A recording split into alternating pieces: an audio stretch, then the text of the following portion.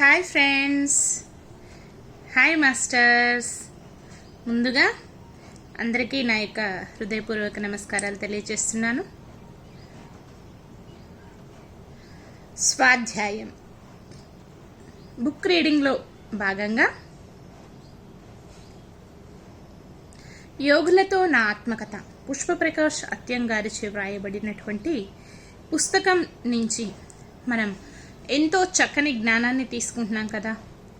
So మరి ఈరోజు ఇంకా మరింత జ్ఞానాన్ని తీసుకుంటూ ఆధ్యాత్మిక పరంగా ఎంతో ఉన్నతంగా ఎదగాలని కోరుకుంటూ మరి సెక్షన్ స్టార్ట్ చేస్తున్నాను. అందరూ సిద్ధంగా ఉన్నారా? చక్కగా ఉన్న చోటనే స్థిరమైన సుఖ ఆసనంలో కూర్చోండి my dear friends and dear masters.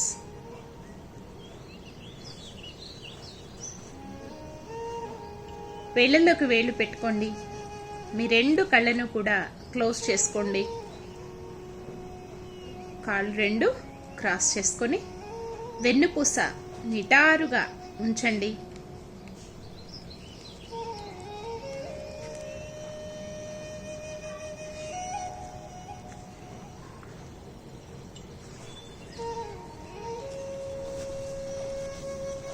దీర్ఘ శ్వాసని తీసుకోండి.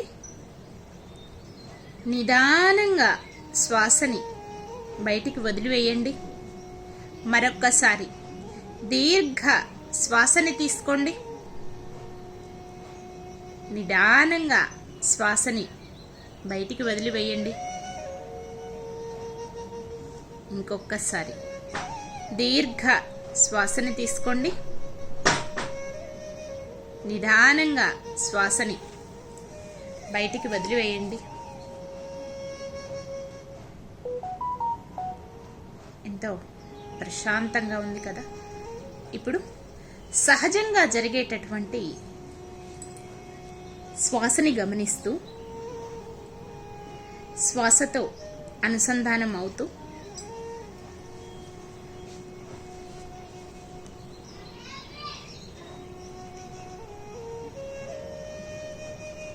అంతరంగంలోనికి ప్రయాణించండి my dear masters and dear friends.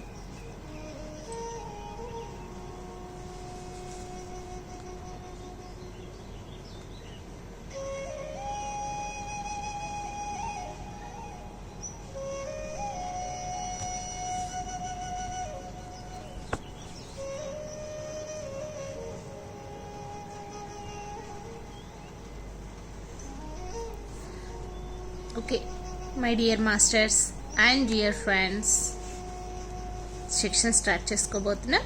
చక్కగా ధ్యానంలో ఉంటూ ఈ జ్ఞానాన్ని స్వీకరించవలసిందిగా మనస్ఫూర్తిగా కోరుకుంటూ ఈరోజు జ్ఞానాన్ని తీసుకుంటున్నాను. ముందు జాగ్రత్తలో నేను నా మీద నాకే కోపం 2014 ఎందుకో తెలుసుకోవాలని ఉందా చెప్పనా? 2 ఏళ్ల నుంచి నన్ను మౌనంలో పెట్టడమే కాక నా దివ్య నేత్రంలో ఎవరైనా స్త్రీ గర్భంతో ఉన్న వాళ్లను చూస్తూనే మగన ఆడన శిశువు తెలిసేది. వారు బయట ప్రపంచంలో అడుగు పెట్టక వారిని చూసి రిజల్ట్ బానే ఉందని తెలుసుకొని వీరిలో నా గ్యాలక్సీకి సంబంధించిన వారు ఎంతమంది అని తెలుసుకుంటూ ఉండేదాన్ని. ఇక్కడ ఒక కష్టమైన పరిస్థితి కూడా ఎదుర్కోవాల్సి వస్తుంది. ఒక అమ్మాయి 3 ఆడపిల్లల తరువాత మళ్ళీ గర్భం ధరించింది. ఆమె నాతో 4వ బిడ్డ కూడా ఆడపిల్లే అయితే నా భర్త నన్ను విడిచిపెడతారు. నేను నేల మీద వారం కడుపుతో ఉన్నాను. మీరు ఏ బిడ్డనో చెబితే నేను ఉంచుకోవాలో తీయించుకోవాలో తేల్చుకుంటాను, మీరు చెప్పండి అంది. గర్భంలో ఉన్న ఏ శిశువు అయినా ఆత్మే కదా, ఎలా అని నేను ఏం చెప్పినా ఇక్కడ సమస్య కాకూడదు అని 1 వారం ఆలోచించి నా ఆత్మతో ఇది ఎలా చెయ్యాలి, నాకు నువ్వే చెప్పాలి అని డీప్ మెడిటేషన్ చేశా. లోపల నుంచి మగబిడ్డ జన్మిస్తాడు అని వచ్చింది. నువ్వు మాత్రం బాగా ధ్యానం చెయ్యాలి, అదే నీ ఆత్మకు ఇష్టం అన్నాను. సరే అంది. ఆ అమ్మాయికి కొడుకే పుట్టాడు. చాలా సంతోషపడ్డారు. అది ఓకే, కానీ ఆత్మ ఎన్ని రకాల పరీక్షలలో ఉంటుందో నిదర్శనలు తెలుసు కదా. ప్రతి ఒక్కరూ దివ్యనేత్రం ఉన్నవాళ్లే కాబట్టి నమ్మకం ఇంకొకరి పైన వద్దు. మీరే ధ్యానం చేస్తే తెలుసుకుంటారు. ఆడపిల్ల అయితే తీయించుకుంటారా? ఏదైనా ఆత్మే కదా. అలా ఎప్పుడూ చెయ్యకూడదు. ఇది కూడా హింసే అవుతుంది. నాకు 2 నెలల ముందు నుంచి నా చుట్టూ ఏం జరుగుతోంది. ఒక ఆపరేషన్ జరిగేటప్పుడు డాక్టర్ సిస్టర్స్ ఎలా ఉంటారో అలా అనుక్షణం నా చుట్టూ మాస్టర్స్ తిరుగుతూ ఉన్నట్లు ఏమిటి ఇది అనుకునేదానిని.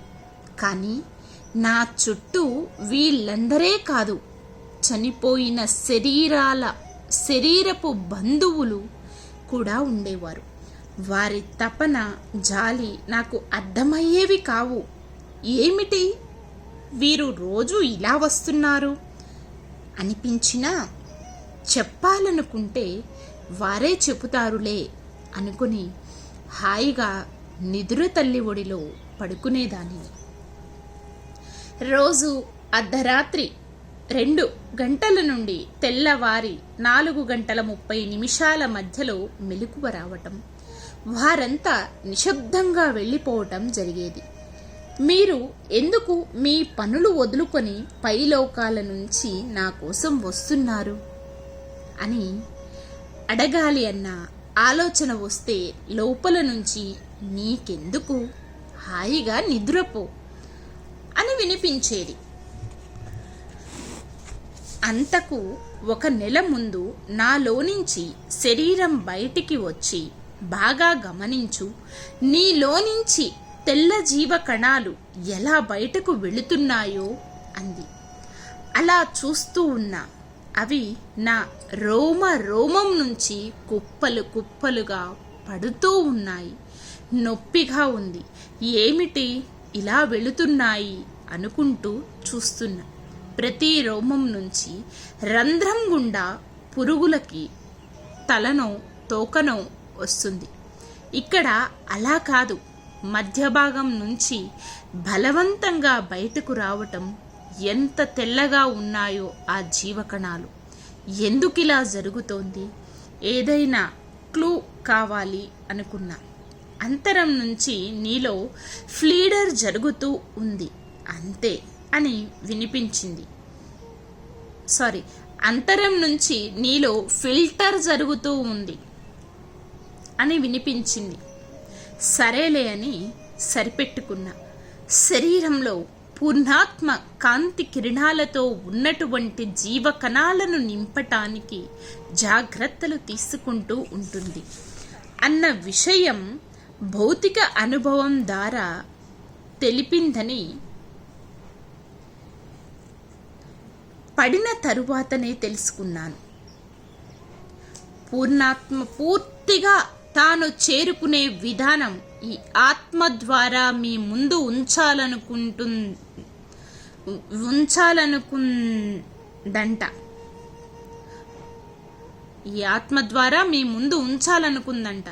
ఈ శరీరానికి ఎలాంటి ఇబ్బంది కలగకుండా తలపైన 3, చెవులకు 2 పగడాలు చేర్చి మొత్తం 5 పగడాలతో రక్షించాను కదా అని.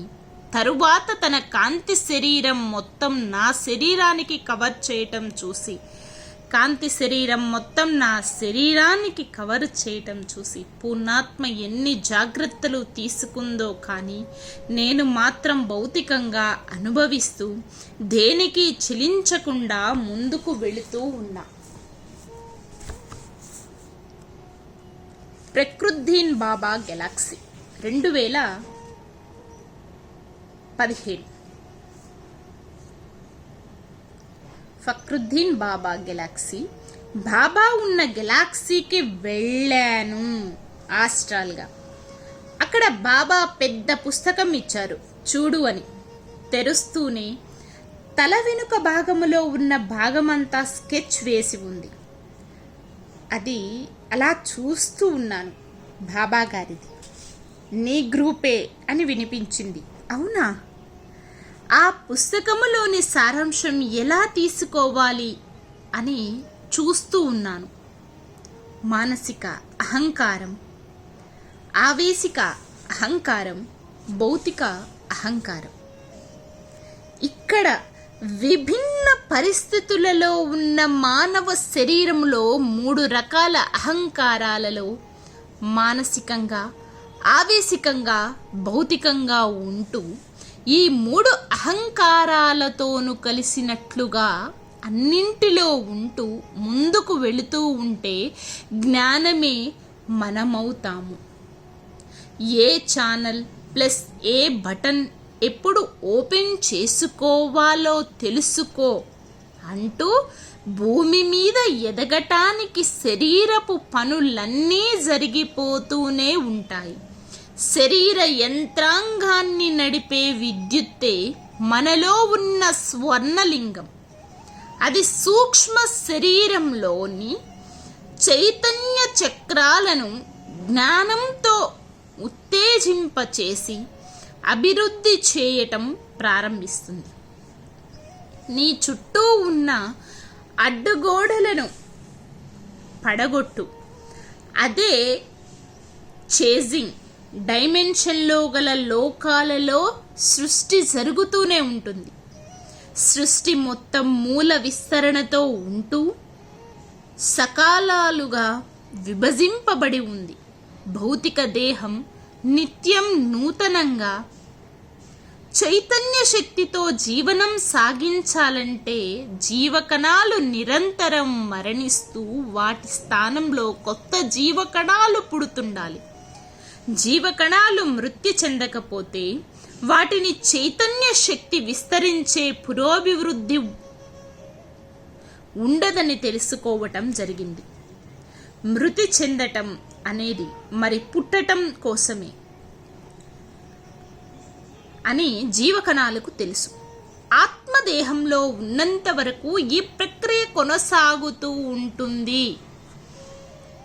ఆత్మను పూర్ణాత్మగా పరిగణిస్తూ అంశాత్మలు భూమిపైకి వస్తాయి. మైండ్ పవర్ పెరిగేదాకా నాకందుతున్న ఈ జ్ఞానం తెలుసుకోలేక సతమతమవుతూ వెనక ముందు దోబూచులాటలాగా ఆడుకుంటూ వచ్చాను. ఒక అంశాత్మ జ్ఞానాన్ని విస్తరింప చేసుకుందంటే ఆ జ్ఞానాన్ని పూర్ణాత్మకు ఇతర అంశాత్మలకు విస్తరింపజేస్తుంది.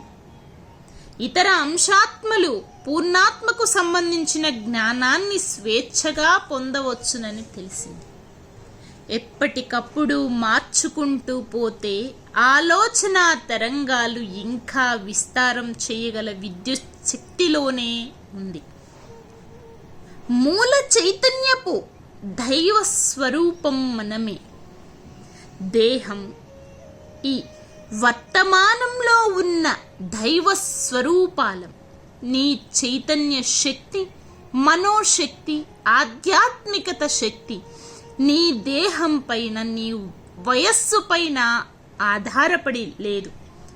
అడుగులు వేస్తూ పో అన్నారు. క్రిస్టల్ లోకంలో మేడం లెజీనా 2017.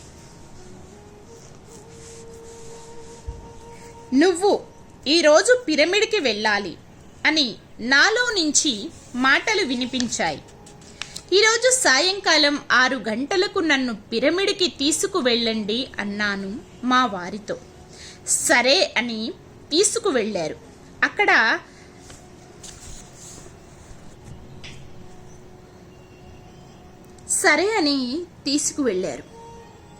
అక్కడ బాగా ధ్యానం చేసుకుని క్రిందకు వస్తూనే 4 నెలలు అయినా మీరు పిరమిడ్కు ఎందుకు రాలేదు, మీరు ఎందుకు క్లాసులు తీసుకోరు అన్నారు. సూర్యనారాయణ సార్, పంబారెడ్డి సార్, లేదు సార్, నా ఇన్నర్ నుంచి నువ్వు క్లాస్ చెయ్యి అని రావాలి, అంతవరకు నా వల్ల కాదు సార్ అన్నాను. నేనిప్పుడు పూర్ణాత్మను, ఈ శరీరం తనదే, తాను ఎలా చెప్పితే అలా చేస్తాను అన్నాను. వారు కూడా మీరేమీ చెయ్యకపోయినా పర్వాలేదు, మీ నుంచి పుస్తకం రావాలి, ఆ పనిలో నిమగ్నం కండి అన్నారు. కొద్దిసేపు ఆత్మ విమర్శన గురించి మాట్లాడుకుని ఆ తరువాత సంతోషంగా ఇంటికి వచ్చాను. రాత్రి 8:30 ఇంటికి వచ్చిన తరువాత ఆత్మతో ఇలా చెప్పాను. నేను ఈరోజు చాలా ఆనందంగా ఉన్నాను, మీరు ఈ సూక్ష్మ శరీరాన్ని రెడీ చేసుకోండి అని శ్వాసను గమనిస్తూ పడుకున్నాను. పడుకున్న కొద్దిసేపటికే సూక్ష్మ శరీరం రిలీజ్ అయి ఒక సంకల్ప వృక్షం క్రింద చేరాను. అక్కడ ఒక మాస్టర్, మీరు అక్కడికి వెళ్ళక ఏ ఆలోచనలు లేని స్థితిలో ఉండండి అన్నారు. ఆ తెల్లని ఖాళీ పెట్ట ఇచ్చారు, ఒక తెల్లని ఖాళీ పెట్ట ఇచ్చారు. జన్మలు, కర్మలు అయిపోయాయి, ఏమీ కోరకు, ఏమీ ఆశించకు అని వినిపించింది. ఆ చెట్టు పక్కనే ఒక మేడం, నా పేరు లెజీనా, క్రిస్టల్స్ ఉన్న తోట చూపిస్తాను రా అని పైలోకానికి తీసుకువెళ్ళింది. అక్కడ అంతా కాంతిమయమే. దీనిని క్రిస్టల్ లోకం అంటారు. అక్కడ వరి పైరుల ఆకుపచ్చగా చాలా అందంగా కూడా ఉంది. క్రిస్టల్స్ కనిపించటం లేదే అంటే చిరుగాలులకు ఆ మొక్కల నుంచి చిన్న చిన్న క్రిస్టల్స్ క్రిందకు పడ్డాయి. ఆ చెట్లే ఇంత కాంతివంతంగా ఉన్నాయి అనుకుంటే కింద భూమి బంగారపు పౌడర్లా చేతుల్లోంచి శృతి మెత్తగా జారుతూ ఉంది. ఆ స్పర్శ ఇప్పటికీ మరువలేకపోతున్నాను. ఆ తోటంతా చూడు అంటూ తీసుకొని వెళ్ళింది. ఎంత ముందుకు వెళుతున్నామో మేము చెరకు గడల మేము ఇంకా ఎత్తుగా ఉన్నాము. ఆ చెట్ల పైన చివరలు కనిపించటం లేదు. ముందు చూసామే, అవి కూడా ఇలా పెరుగుతాయి అని చెప్పి, నీకు ఏం అవసరమో అవి తీసుకో అంది. నేను 3 క్రిస్టల్స్ తీసుకొని ఇవి ఎలా ఉపయోగించుకోవాలి అన్నాను. గోల్డ్ కలర్ క్రిస్టల్, ఇది 7 శరీరాలకు ఉపయోగం. వైట్, ఇది కాంతికి ప్లస్ హార్ట్లో హోల్ ఉన్నా కూడా ఉపయోగపడుతుంది. ఆరెంజ్, బ్రెయిన్లో చిన్న మెదడులో సెరిబెల్లం అనే ఒక భాగం ఉంది, అక్కడ ఇది ఉపయోగపడుతుంది. అలాగే తలలో ఎడమ వైపు ఒక నరం ఉంది, ఇది గత జన్మల గురించిన జ్ఞానం కలిగి ఉంటుంది. దానికి పైన సెరిబ్రమ్ ఉంటుంది. ఈ తలలో ఆస్ట్రల్ చేంజింగ్ చేసుకోవటం ఎలా తెలుసుకోవాలి అని అడిగాను. దానికి సెరిబ్రమ్ ఉపయోగపడుతుంది. దీని ద్వారా నీకు నువ్వే ఈ ప్రాబ్లం నుంచి బయటపడగలవు అన్నారు. ఇక్కడ తెలుసుకోవాల్సింది చాలా ఉంది.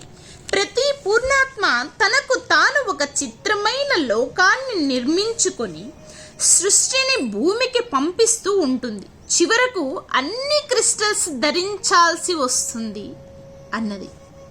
అప్పుడు నేను అన్ని క్రిస్టల్స్ ఎలా ధరించాలి అని అడిగాను. లెజీనా గారు ఇలా అన్నారు, ఈ క్రిస్టల్స్ ఉపయోగించాలి అంటే వారు పూర్ణంగా మారాలి. అప్పుడే ఈ క్రిస్టల్స్ టచ్ ఇస్తున్నారు అనుకోవాలి.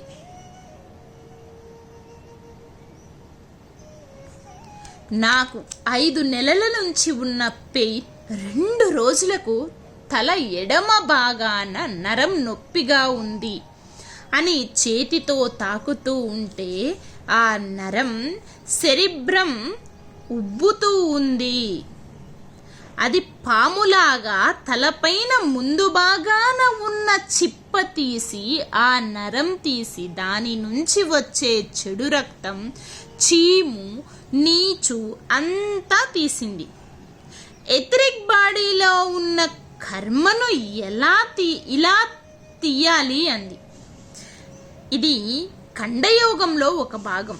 ఈ శరీరం నేర్చుకోవటమే కాదు, ఎంతో మందికి కూడా ఉపయోగపడుతుంది. ఎవరికి ఎలాంటి క్రిస్టల్ అవసరం వచ్చినా పూర్ణాత్మ స్థితిలో ఉన్నవారికి సహకరించటానికి నేను రెడీ అన్నారు లెజీనా మేడం. వీటన్నింటిలోనూ 3 ఎందుకు తీసుకున్నాను అని నాకు సందేహం వచ్చింది. వాటిని ఉపయోగించటం ద్వారా ఈ శరీరానికి నిజమైన రిజల్ట్ వచ్చింది. ఒక క్రియేటర్ యొక్క ఆలోచన శక్తి ద్వారా ఎలాంటి విషయమైనా సాధించుకోవచ్చు. ఒక క్రియేటర్ కావాలంటే దానిని సాధించుకోవటానికి ఎంత తపన ఉండాలి. గోల్డ్ కలర్ క్రిస్టల్ కాంతికి, వైట్ క్రిస్టల్ శాంతికి, ఆరెంజ్ క్రిస్టల్ భ్రాంతి, భౌతికం. ఎసెన్స్ 2015. జీవితంలోని సమస్యలు, సవాళ్లు ఎంత బలంగా ఉంటాయో వాటిని ఎదుర్కోవటానికి పూర్తిగా సంసిద్ధమై ఉంటే ఆ అనుభవాలు పూర్తిగా జ్ఞానాలు అవుతాయి. దేనికి భయం వద్దు. అడుగు ముందుకు వేస్తూ ఆనందంతో జీవించు. ఆలోచనలు, భావనలు అన్నీ మార్పు చేసుకుంటూ నీలో ఇంకా ఆధ్యాత్మిక చింతన పెరుగుతూ ఏ అనుమానాలు దరికి చేరనీయక అద్భుతమైన ఆత్మ చైతన్య శక్తితో ముందడుగు వేస్తూ ఉండు. ప్రతి అనుభవంతోనూ జీవితపు క్వాలిటీని పెంచుతూ ముందుకు సాగటమే లక్ష్యం. అంతరంగములో ఉన్నది మల్టీ డైమెన్షన్ తలం అయితే బాహ్య ప్రపంచంలో ఉన్నది 3 డైమెన్షన్ తలం. నీ అంతరంగం ప్రపంచంలో కారణం ఉంటే బాహ్య ప్రపంచంలో కార్యం ఉంటుంది. జీవకణాలు అన్నీ వాటికి తగ్గట్టు మారుతాయి. నీకేమీ కాదు, అంతా ఆత్మశక్తి నుంచే. ఏ డైమెన్షన్ నాలెడ్జ్నైనా తీసుకునే శక్తిని మాత్రం మనమే ఉపయోగించుకోవాలి. భూమి మీదే శరీరపు ఎరుకతో ఉంటూ ఆకాశిక్ రికార్డ్స్ను తిరగవ్రాయవచ్చు. కొంతకాలం నుంచి దీనికోసం కృషి చేస్తూ ముందడుగు వేస్తూ ఉన్నాను. మన మార్గదర్శకులు కొత్త పద్ధతులతో చూపే భూమి మీద ఉన్న చైతన్య శక్తి కొత్తగా రూపుదిద్దుకుని తొందరలోనే ద్వంద్వాతాల నుంచి బయటపడే ఆలోచనలు చేస్తాం. ఆధ్యాత్మిక కాంతి కుటుంబాలకు చెందిన వాళ్ళం ధైర్యంగా మన దివ్యత్వంలోకి అడుగు పెడుతూ 4వ డైమెన్షన్ బ్యాలెన్స్ నుంచి 5వ డైమెన్షన్ బ్యాలెన్స్కి చేరాలి. ఇక్కడ నువ్వు లేవు, నేను ఉన్నాను. భూమి మీద వచ్చే మార్పులు జరగబోయే దాని గురించి తెలుసుకునే అవకాశం ఉండటం వలన భూమి ఒక పాఠశాల. దీనిలో రహస్యాలు ఎందుకు? అన్ని లోకాల మాదిరి కాదు భూమి. దీని మీద ఎన్నో ప్రయోగాలు జరుగుతూ ఉంటాయి. ఆ ప్రయోగాలు కనుక్కున్న వాటిని మిగిలిన విశ్వం తనదైన జీవితంలో అవసరాన్ని బట్టి వాడుకుంటూ ఉంటుంది.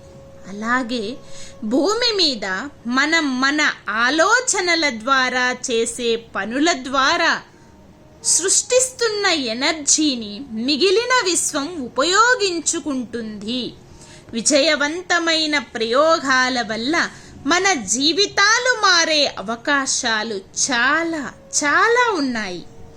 మన శరీరముతో మనస్సు, గుండె, ఈ శరీర బాధలు దాటే అవకాశం ఉంది.